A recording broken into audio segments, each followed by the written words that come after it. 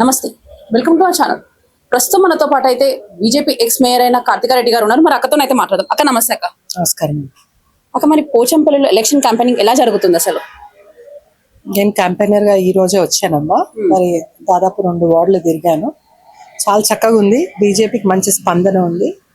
మరి ఉన్న క్యాండిడేట్లు అందరూ కూడా మంచి యూత్, చదువుకున్న వాళ్ళు. మరి 50% ఉమెన్ కి ఇచ్చినా కూడా ఆ ఉమెన్ లో కూడా మరి చదువుకున్న క్యాండిడేట్లు ఉన్నారు, యూత్ ఉన్నారు. మరి ఎక్కడికి వెళ్ళినా కూడా ఒక చెప్పడం ఏంటంటే మా లోకల్ క్యాండిడేట్స్ లోకల్ గా ఉంటే లోకల్ సమస్యలు ఎక్కువ తెలుస్తాయి. సో ఆ విధంగా లోకల్ గా స్పందించడానికి అవకాశం ఉంటుంది.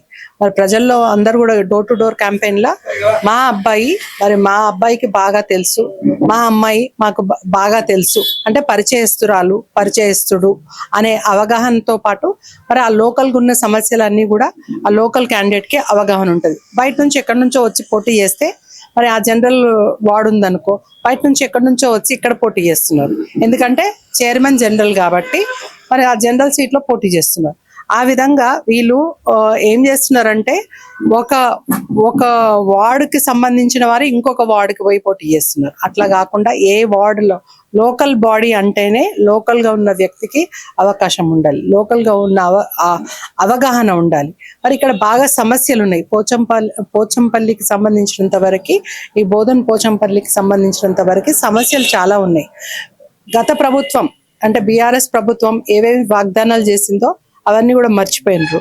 ఈ ప్రభుత్వం పెద్ద పెద్ద మాటలు చెప్పి మరి ఇక్కడికి బోధన్ పోచంపల్లికి మరి హ్యాండ్లూమ్ కి మరి చేయూతనిస్తూ మరి 2,500 రూపాయలు ఇస్తామని ప్రతి చేనేత వ్యక్తికి ఇస్తామని చెప్పిండ్రు. కానీ అది నెరవేర్చలేదు. మరి అదే విధంగా వాటర్ సమస్య, కృష్ణా వాటర్ సప్లై ప్రతి ఇంటికి చేస్తామని పోయిన ప్రభుత్వంలో బీఆర్ఎస్ ప్రభుత్వంలో చెప్పిండ్రు. ఇప్పటి వరకు కూడా కృష్ణా వాటర్ దిక్కులేదు. నీటి సమస్య, డ్రైనేజీ సమస్య, లైటింగ్ సమస్య, కరెంటు సమస్య ప్రతిరోజు కనబడుతుంది ఇక్కడ. మరి అదే విధంగా యుఎన్ సంస్థ నుంచి మరి ఈ విలేజ్ ఏదైతే బోధన్ పోచంపల్లి విలేజ్ ని మరి దీని టూరిస్ట్ విలేజ్ గా దాన్ని గుర్తింపు చేయడం జరిగింది. అక్కడ కేంద్రం నుంచి నిధులు రావాలంటే మరి వీరందరి సపోర్ట్ తోనే అక్కడ నుంచి నిధులు వస్తాయి. కానీ ఆ నిధులు రాకుండా ఇక్కడ ఎంపీ, ఎమ్మెల్యే మరి ఇద్దరు కూడా అడ్డుకట్టు వేస్తూ మరి ఇక్కడ నిధులు రాకుండా ఈ అభివృద్ధి చెందే ప్రదేశాన్ని కూడా అడ్డుకట్టు వేసి ఆపుతున్నారు. ఎందుకంటే కేంద్రంకి నరేంద్ర మోదీ గారికి, బీజేపీ పార్టీకి పేరు వస్తుందని. మరి లోకల్ గా సమస్యలు చాలా కనబడుతున్నాయి. నీటి సమస్య కావచ్చు, డ్రైనేజ్ సమస్య కావచ్చు. మరి ఈ ప్రాంతం అంతా కూడా పోచంపల్లి అంటేనే చేనేత హ్యాండ్లూమ్ కి సంబంధించి పద్మశాలీస్ ఎక్కువ ఉంటారు. మరి ఈ పద్మశాలీస్ ఉండే ప్రాంతంలో పద్మశాలీస్ కి మరి వీళ్ళ సొసైటీస్ ని అభివృద్ధి చేస్తాము, ఈ సొసైటీస్ ని బాగా డెవలప్ చేస్తాము అని మరి కాంగ్రెస్ ప్రభుత్వం రాకముందుకు ఎలక్షన్స్ లో వాగ్దానం చేసింది. కానీ అవన్నీ కూడా ఫుల్ఫిల్ చేయలేదు. ఇక్కడ చేనేతల వాళ్ళు ఉన్నారు. మరి సెంట్రల్ గవర్నమెంట్ హ్యాండ్లూమ్ డేగా మరి August 7th డిక్లేర్ చేసి దాన్ని చేయూతనిస్తూ హ్యాండ్లూమ్ డేగా డిక్లేర్ చేయడం జరిగింది. ఇదంతా కూడా కేంద్రం చేసింది. మరి కేంద్రం చేస్తున్న పథకాలు కానీ కేంద్రం చేస్తున్నవన్నీ ఇక్కడికి రావాలంటే ఖచ్చితంగా ఇక్కడ చైర్మన్ మేము గెలుస్తాం. మాకున్న లీడర్లు సెంట్రల్లో ఉన్న యూనియన్ మినిస్టర్స్ మరి అదేవిధంగా కిషన్ రెడ్డి గారు కానివ్వండి, అదేవిధంగా బండి సంజయ్ గారు కానివ్వండి, వీళ్ళు ఇద్దరు కూడా ఈ చైర్మన్ గెలిపించుకుంటే తప్పకుండా ఇక్కడ నిధులు తీసుకొచ్చి ప్రత్యేకంగా ఈ చేయూత ఏదైతే చేనేత ప్రాంతం ఉందో పోచంపల్లి, దీన్ని డెవలప్ చేసి దీని దేశ స్థాయిలో అంటే యూనియన్ లెవెల్లో దీన్ని అభివృద్ధి చేసే ప్రయత్నం చేస్తారు. తప్పకుండా ప్రజలందరూ కూడా ఒకటి గుర్తుపెట్టుకోవాలా, ఒక పార్టీలో గెలిచి ఇంకో పార్టీలోకి వెళ్ళిపోతారు, బీఆర్ఎస్ లో గెలిచి కాంగ్రెస్ లోకి వెళ్ళిపోతారు. మీకు అందరికీ కూడా తెలుసు హైదరాబాద్ లో ఏం జరుగుతుందో. ఎమ్మెల్యేలు కానీ ఉన్న మేయర్ కూడా కానీ మరి బీఆర్ఎస్ లో ఉండి మరి కాంగ్రెస్ వెళ్ళిర్రు. కాంగ్రెస్ లో ఏమన్నా చేసిండ్రా ఈ 2 సంవత్సరాలు అంటే గుండు సున్నా, ఏమి చేయలేకపోయారు. ఎందుకనంటే మీ అందరికీ కూడా తెలుసు, ప్రెస్ మీట్ లో చెప్పిండ్రు ముఖ్యమంత్రి గారు, ఢిల్లీకి వెళ్తే మమ్మల్ని చెప్పులు ఎత్తుకుపోయే దొంగల్లాగా చూస్తున్నారు.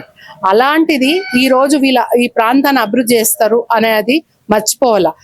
కేవలము వాళ్ళు వచ్చిండ్రు అనుకో తప్పకుండా కరెంటు ఛార్జెస్ పెరుగుతాయి, వాటర్ బిల్ ఛార్జెస్ పెరుగుతాయి, ప్రాపర్టీ ట్యాక్సెస్ పెరుగుతాయి.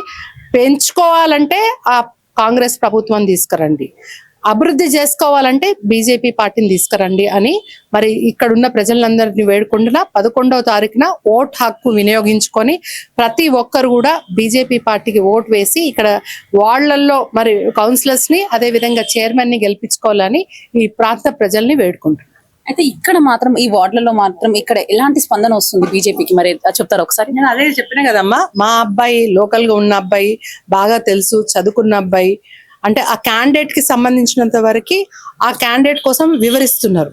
అంటే క్యాండిడేట్ కి ఒక అవగాహన ఉంది, పరిచయస్తుడు లోకల్ బాడీలో ఎప్పుడైనా కూడా లోకల్ ఉన్నాడు అనుకో, ఆ లోకల్ కి సంబంధించిన సుఖాలలో దుఃఖాలలో పొద్దున్న లేస్తే ఉంటారు కాబట్టి ఆ లోకల్ క్యాండిడేట్ ని ఎన్నుకోవడం ఉంటుంది. బయట నుంచి ఎక్కడి నుంచో వచ్చి ఇక్కడ పోటీ చేస్తాం జనరల్ సీట్ కాబట్టి అని అంటే అది తప్పు, రాంగ్ మెసేజ్ పోతుంది. మరి తప్పకుండా ఈ ఓటర్ మహాశయులను అందరినీ కూడా రిక్వెస్ట్ చేస్తున్నా, మీ ఓటు హక్కు వినియోగించుకొని ఒక సరి అయిన క్యాండిడేట్, అవగాహన ఉన్న క్యాండిడేట్ కి ఓటు వేయాలని కోరుకుంటున్నా. బీజేపీ పార్టీ మీకు తెలుసు, మరి నిన్న మొన్న కేరళలో ఎట్లా జరిగిందో, యూత్ అదే విధంగా ఎడ్యుకేటెడ్ కి ఇవ్వడం జరిగింది. ఇక్కడ కూడా మరి దాదాపు 50% రిజర్వేషన్ ఉంది, ఉమెన్ రిజర్వేషన్. ఈ 50% రిజర్వేషన్ లో కూడా మరి ఉమెన్ చదువుకున్న వాళ్ళు, మరి యంగ్ పిల్లలు, మరి జనరల్ లో కూడా యంగ్ పిల్లలు ఉన్నారు. మరి వీళ్ళందరికీ ఎవరైతే కౌన్సిలర్ క్యాండిడేట్స్ ఉన్నారో young energetic youth next generation కి ఆదర్శంగా ఉంటారు. తప్పకుండా వీళ్ళకందరికి అవకాశం ఇచ్చి మరి పోచంపల్లి ప్రాంతాన్ని అభివృద్ధి చేసుకోవాలంటే బీజేపీ పార్టీకి ఓటేసి గెలిపియాలని కోరుకుంటున్నాం. అయితే ప్రభుత్వం కాంగ్రెస్ దే ఉంది, మళ్ళీ కూడా కాంగ్రెస్ వాళ్ళే గెలిస్తే మీకు నిధులు కానీ నియామకాలు కానీ మంచిగా మీకు తొందరగా ప్రభుత్వం నుంచి వచ్చే అవకాశాలు ఉన్నాయని కూడా ప్రజల్లోకి అలా కూడా వెళ్ళిపోతున్నారు కాంగ్రెస్ వాళ్ళు.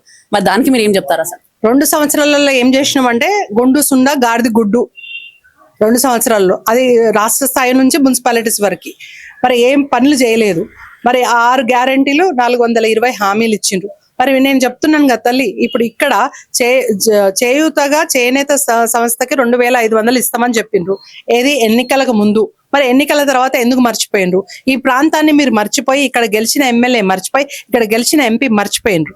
మరి ఈ ప్రాంతాన్ని అభివృద్ధి చేయాలంటే ఇప్పుడు నిన్న అన్న వాళ్ళు చెప్తున్నారు, నిన్న మొన్న ఎప్పుడో వచ్చినాయి సెంట్రల్ నుంచి, సెంట్రల్ గవర్నమెంట్ నుంచి నిధులు. నిన్న మొన్న నెల నుంచి ఇక్కడ ఎన్నికలు ఉన్నాయి కాబట్టి, ఎన్నికలు వస్తున్నాయి కాబట్టి రోడ్లు వేస్తున్నారు.